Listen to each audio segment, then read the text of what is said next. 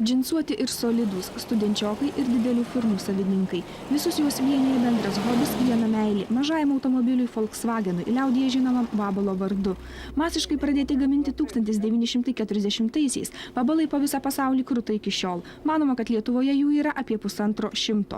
Prieš 2 metus susibūrė į klubą Vilniuje, vabalininkai ne tik karts nuo karto susitikę kalbą apie detalės bei tepalus, bet rudeniop išsirikiavę eilėn savo bruzgimų palydi sezoną. Niekaip neužmirždami susirinkusiems malsuoliams pagirti savąjį vabaliuką. Geriausia dėl to, kad merginom patinka, matot, kaip studentas. Tai labai aktualus tas dalykas, o merginos tikrai visos iš karto lydosi. Atsiprašau, jeigu merginos labai ilgos kojos, tik gali ir nesutilpti į tokią mažytę mašiną. O jūs pabandykite atsisėsti priekį, ten yra tiek daug vietos, kad bet kur ilgą koją telpa, tikrai be problemų.